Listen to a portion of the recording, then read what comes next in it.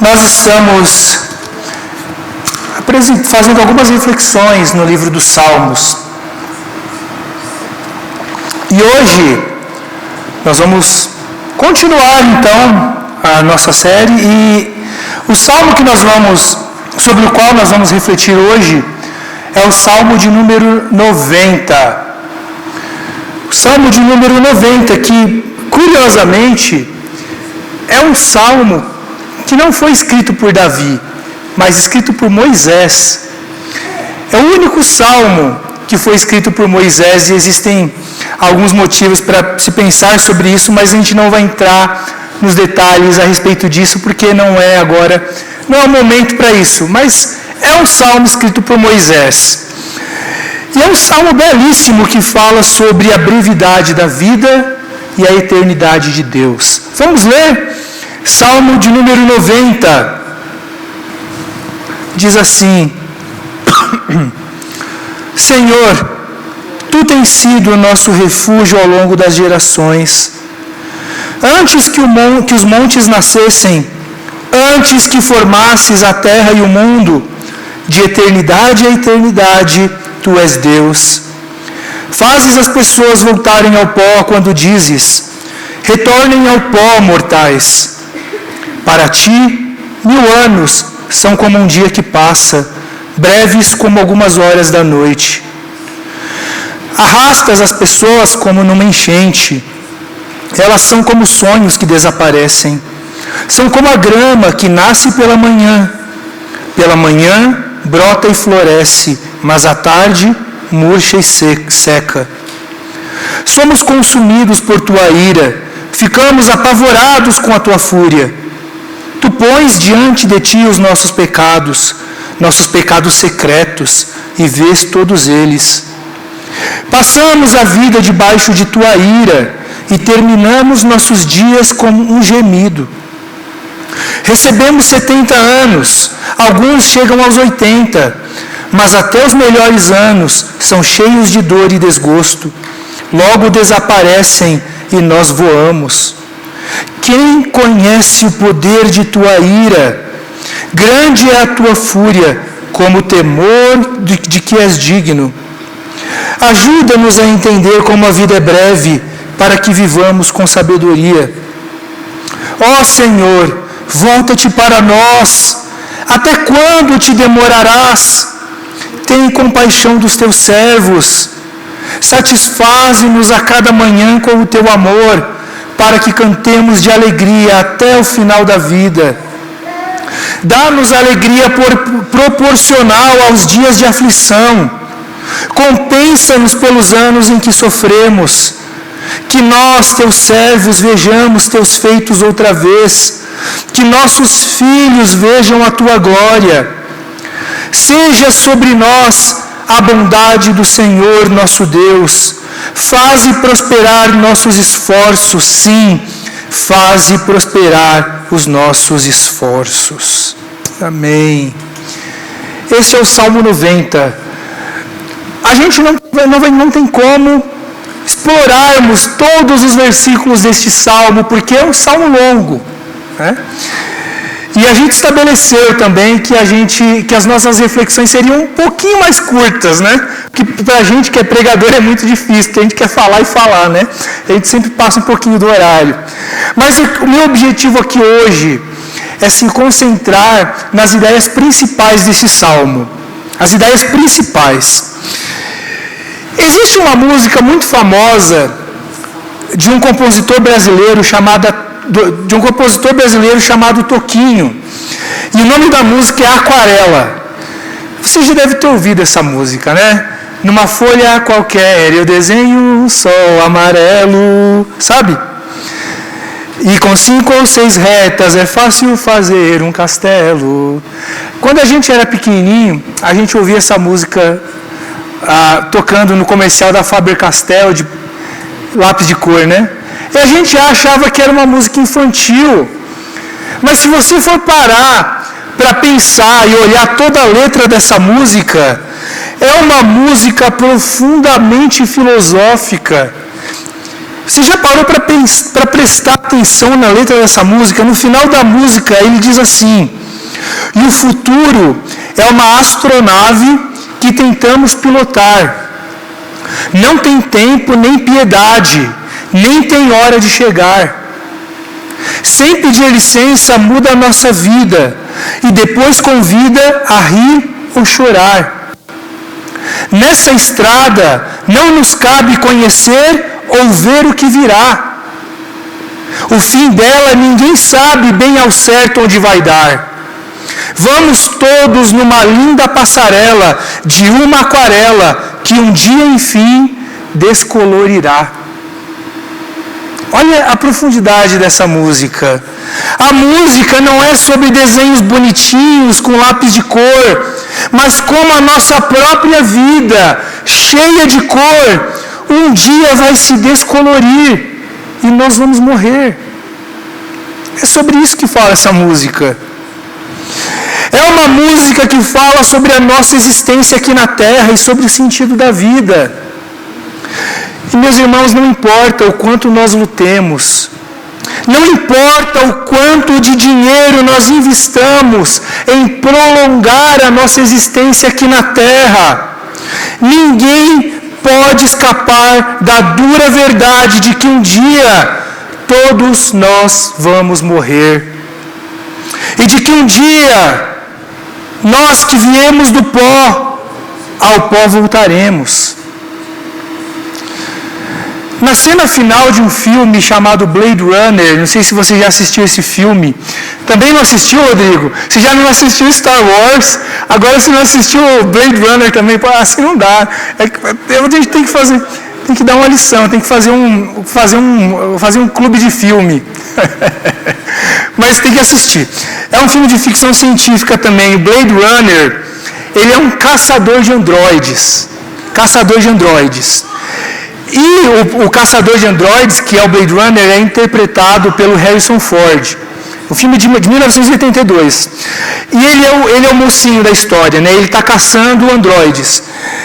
E esses androides, que também são chamados de replicantes, eles são seres biológicos, artificiais, criados para trabalhos pesados fora do planeta Terra.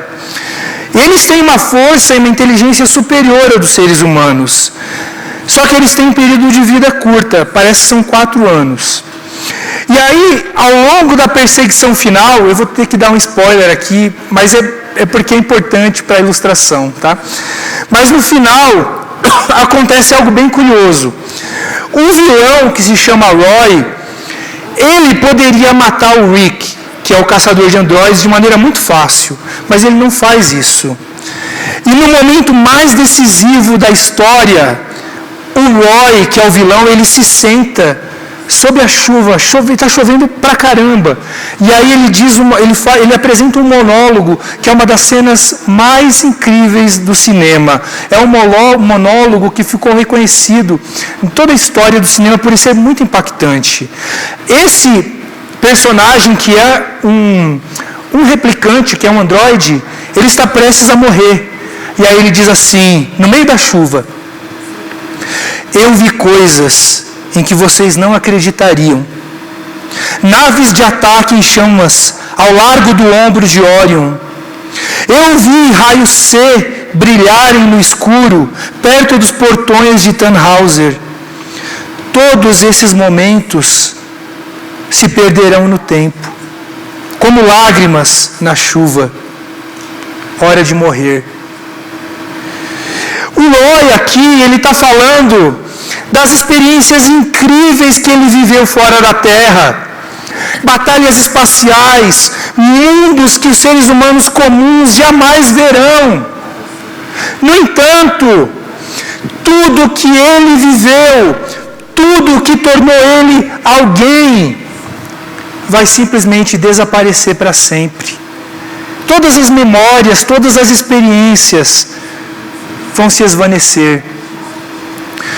Um dia, meus irmãos, todas as nossas experiências, aquelas que a gente mais estima, aquelas que a gente mais cultivou ao longo da nossa existência, se apagarão num estalar de dedos. A gente não sabe quando isso vai acontecer. Pode ser a qualquer momento. A gente não sabe o que vai acontecer amanhã. A gente não sabe o que vai acontecer saindo daqui. Toda a beleza que apreciamos, todos os sabores que nós sentimos, todas as risadas, todos os beijos, os abraços que nós demos, as músicas que nós ouvimos, os livros que nós lemos, os lugares que nós visitamos, todos os amigos que nós tivemos, os filhos, os cônjuges, os parentes, simplesmente irão partir. Essa talvez seja a verdade mais difícil do ser humano, de nós, como seres humanos, da nossa existência. Mas essa não é uma visão pessimista da vida. Essa é uma mensagem realista. Nós estamos aqui de passagem nessa terra. E Deus, Ele nos deu um tempo certo de vida para usarmos de uma maneira sábia. Quando nós temos consciência disso, quando temos consciência de que temos pouco tempo de vida aqui nessa terra, nós vivemos de uma maneira mais sábia, mais prudente, mais responsável. E a pergunta que eu quero fazer para você e que eu quero fazer para mim nessa noite é a seguinte: como nós temos vivido as nossas vidas? Temos feito a vida valer a pena ou nós temos desperdiçado ela? Existem algumas maneiras de a gente viver a vida. Existem alguns estilos de vida que a gente pode seguir. Primeiro deles, a gente pode acreditar que a vida é fruto do acaso e que não existe um sentido e que não existe um propósito. A vida termina no túmulo. Nesse caso, a gente inventa um sentido, a gente inventa um propósito e a gente vive do jeito que a gente quiser, sem que a gente se preocupe com o futuro. A gente pode até viver nesse estilo de vida, buscando cada vez mais prazer, para nos satisfazer, para buscar felicidade. Só que é uma maneira cínica de se viver, que não traz satisfação plena. A outra maneira de viver é não pensar sobre a nossa existência. A gente vive tão consumido em entretenimento, presos em uma cultura consumista, redes sociais, vídeos bobos. A gente fica tão distraído com essas coisas que a gente nem se preocupa em pensar sobre como estamos conduzindo a nossa existência. Este é um estilo de vida superficial. Se preocupa em viver o momento, se preocupa em buscar o prazer de agora e não se preocupa em pensar sobre as grandes questões da nossa existência. E por fim, a outra maneira de se viver é acreditar que existe um Deus que nos criou e que nos chamou a viver uma vida repleta de sentido, de propósito, de alegria. Todas essas maneiras de viver, elas possuem um pilar. Todas essas maneiras de viver, todos esses estilos de vida possuem uma base, um fundamento que sustenta essa visão. Que sustenta essa visão sobre a vida. Mas aqui nesse salmo que a gente acabou de ler, nós vemos que aquilo que sustenta o estilo de vida do salmista é Deus. Logo no início do salmo ele diz: Senhor, Tu tens sido nosso refúgio ao longo das gerações.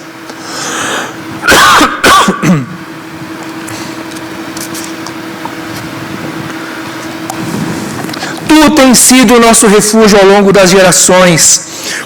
Para o salmista, Deus é o refúgio. Deus é um local de habitação. Deus é o pilar. Para algumas pessoas, o dinheiro, o álcool, o sexo, as drogas, o consumismo, para algumas pessoas, esses são o seu local de refúgio e de habitação. Algumas pessoas vivem as suas vidas buscando felicidade e buscando alívio para o seu sofrimento nessas coisas. E até funciona por algum tempo, mas são coisas passageiras, não são coisas perenes que duram para sempre. Agora imagine se refugiar e habitar em Deus. Dizer que Deus é o meu local de habitação, que Deus é o meu refúgio, exige um nível de maturidade espiritual muito grande. Porque se eu estou dizendo isso, significa que eu tenho consciência de que as coisas deste mundo são muito frágeis, que não se sustentam e que não podem fornecer um abrigo seguro para minha alma. Significa que eu tenho consciência de que só Deus é capaz de me satisfazer plenamente. Que só Ele pode me proteger no dia da angústia. Meus irmãos, esse é um nível de espiritualidade em que nós não desejamos mais nada além do próprio Deus. Quem está nessa condição experimenta uma alegria perene e duradoura. Não é uma alegria que vai e vem, que depende daquilo que está acontecendo na nossa vida, das circunstâncias, sabe? Santa Teresa d'Ávila, ela ilustrava isso com uma imagem de um castelo. O castelo é um lugar de segurança. Imagine que você está num campo aberto. Você está num campo aberto e de repente você percebe que tem uma tempestade se aproximando. Onde você vai se refugiar? Num campo aberto existem lobos, existem perigos. Mas à distância você percebe que existe um castelo. E aí você corre em direção a esse castelo e você encontra refúgio. Agora você está protegido dentro daquelas muralhas, nada pode te atingir.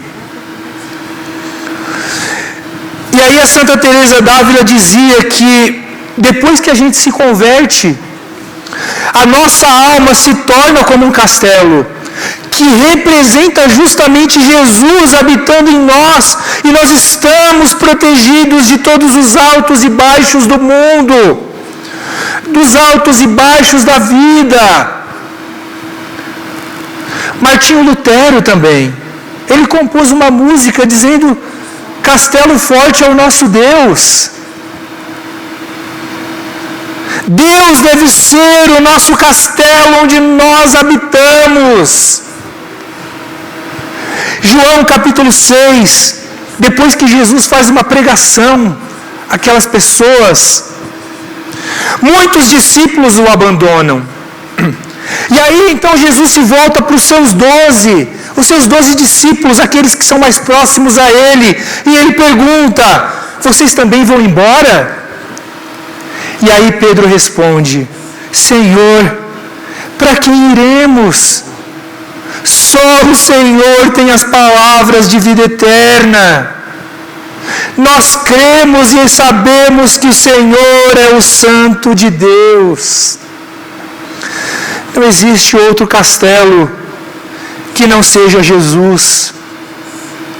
Só Ele tem palavras de vida eterna, palavras que ancoram a nossa alma.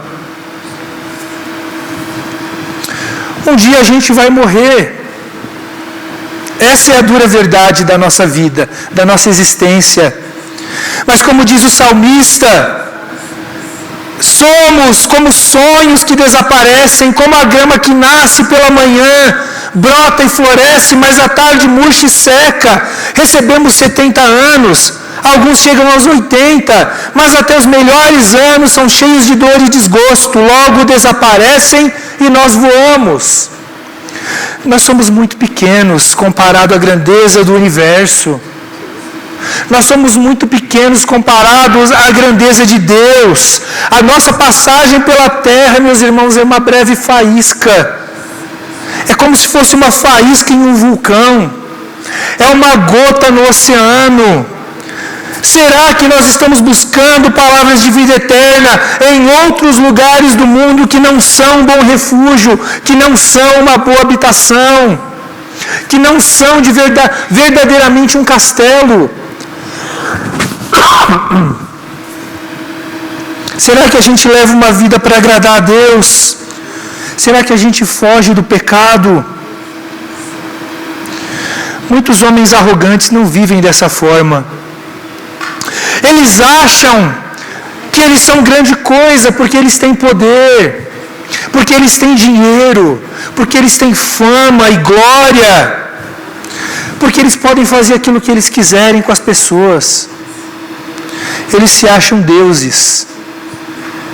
Foi isso que aconteceu. Foi assim já lá na Torre de Babel.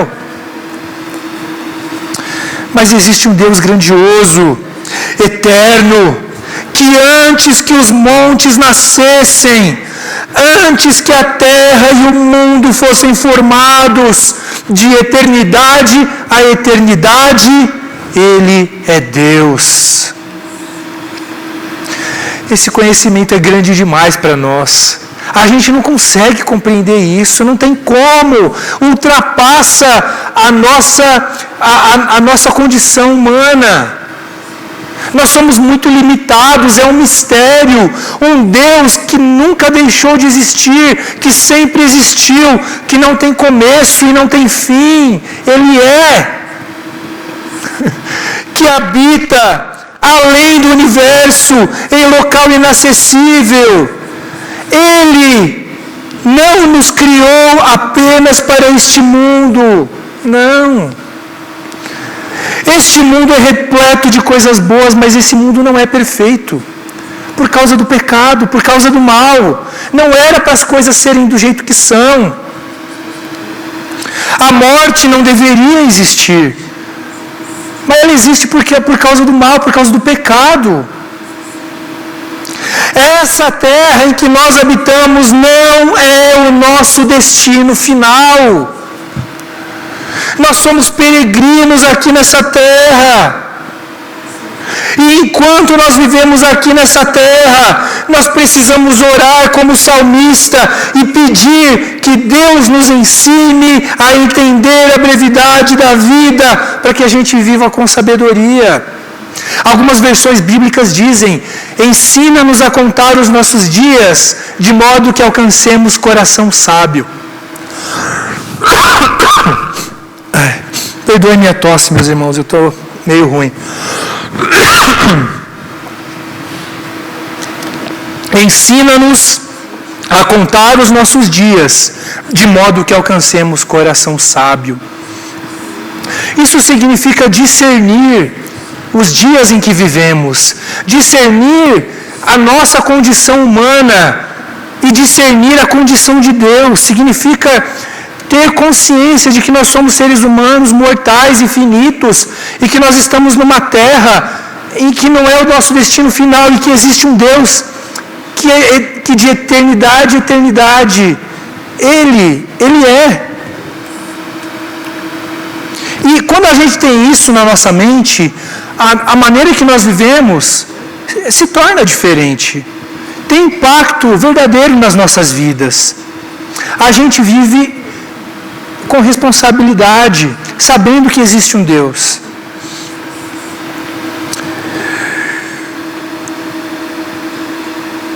Precisamos, enquanto vivemos aqui, imitar a Jesus, amando o nosso próximo, tendo um coração humilde.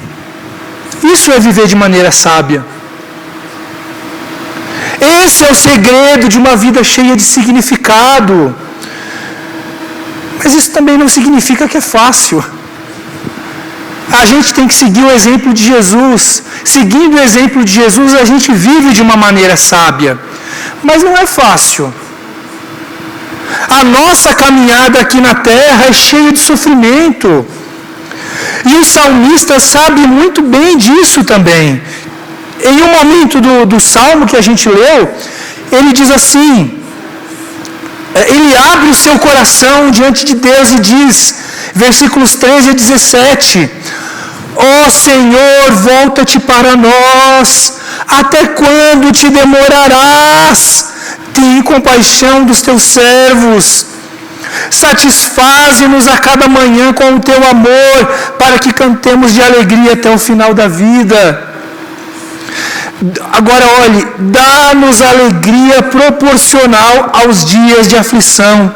Compensa-nos pelos anos em que sofremos. Eu quero chamar a atenção para vocês nesse versículo. Para mim, foi muito impactante. Olha a oração do salmista. Dá-nos alegria proporcional aos dias de aflição. Compensa-nos pelos anos em que sofremos. Olha que oração incrível. Meus irmãos, a vida é sim cheia de sofrimento. A vida é sim cheia de dor, mas ela não é só sofrimento. A vida não se resume a isso.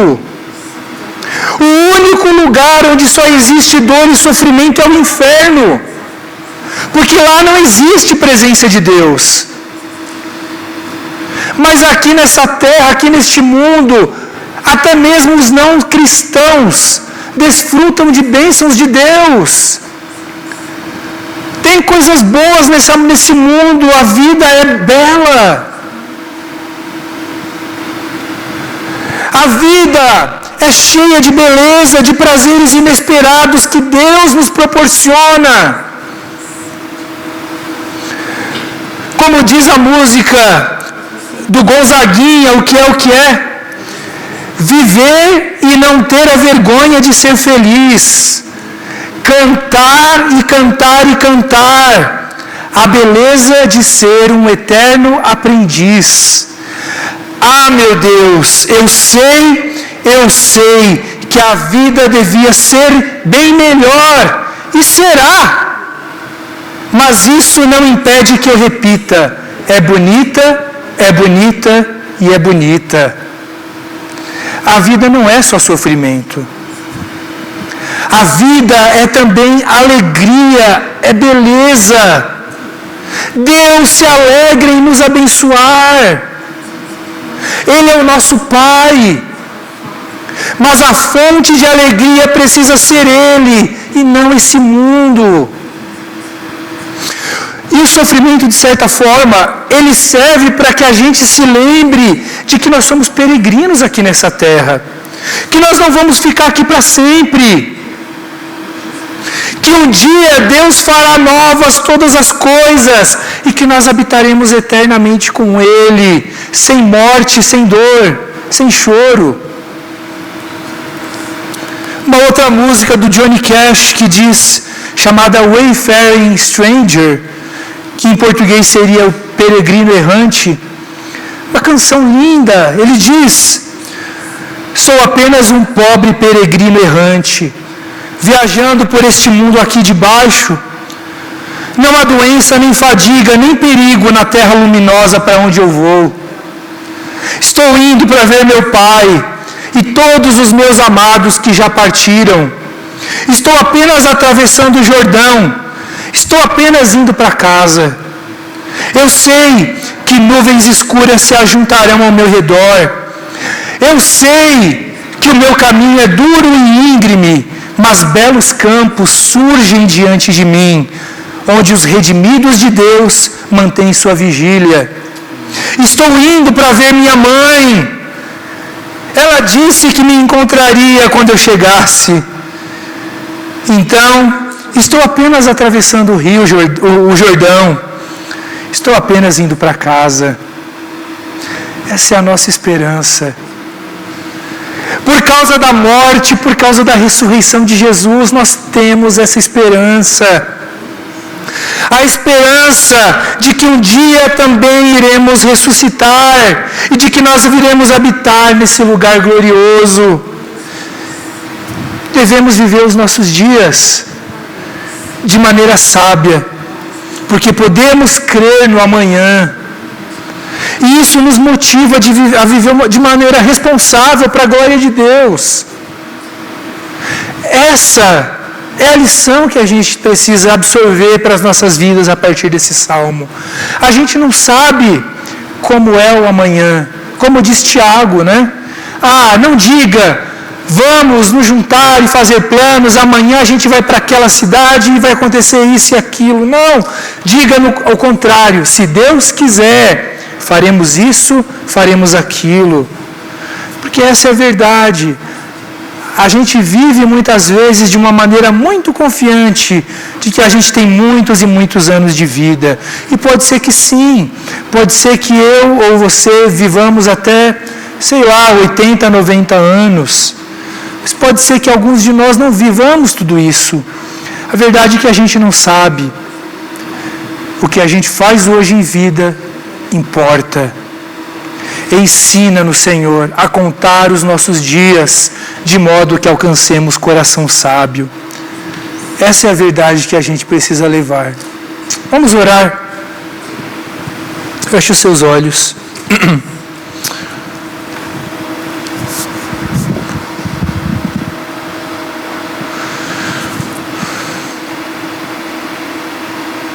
Pai amado, os dias aqui nessa terra, Pai, não são fáceis, ó Deus. O Senhor sabe disso, ó Deus, porque o Senhor veio aqui habitar nessa terra um dia e sentiu na pele o que é a dor e o que é sofrimento. Senhor, que esse sofrimento que a gente está passando aqui nessa terra não sirva, Pai, para nos afastar de Ti, Senhor. Mas, pelo contrário, que esse sofrimento sirva para nos aproximar mais do Senhor. Ó Deus, como ora o salmista, Senhor. Compensa, Pai, os dias que nós sofremos por bênçãos, ó Deus, por coisas boas, ó Pai. Que todos esses tempo que nós sofremos se transforme também em dias bons, ó Pai. Porque a vida não se resume só a sofrimento, só a dor. O Senhor nos agracia com momentos prazerosos. O Senhor nos presenteia com coisas boas, com beleza, Senhor. Olha para nós, ó Deus. Não deixa que os nossos olhos sejam seduzidos por coisas mundanas, pelo consumismo, pelo dinheiro, pela fama, pela glória, pelo sexo, pelas drogas, ó Deus. Que esse não seja o nosso refúgio, ó Pai. Que o nosso refúgio seja o Senhor, ó Deus. Que o Senhor seja o nosso castelo forte. Que o Senhor seja a nossa habitação, ó Pai. Que a gente possa olhar para o alto. Que a gente possa desejar as coisas do alto, ó Deus. E que assim nós possamos viver os nossos dias de maneira sábia, imitando Jesus, dando a outra face, alimentando o pobre, a viúva, o órfão, o imigrante, amando os nossos inimigos, amando o próximo, Senhor. É isso que... Esse é o Teu reino, Pai. Esse é o Teu reino. Essa é a Tua vontade para as nossas vidas, ó Deus. Que a gente viva dessa forma, Senhor.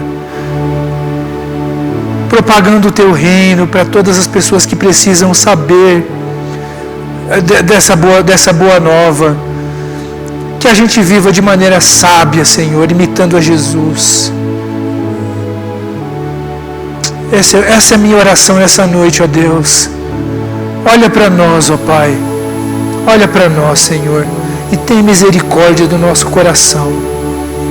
É o que eu te peço. Em nome de Jesus. Amém.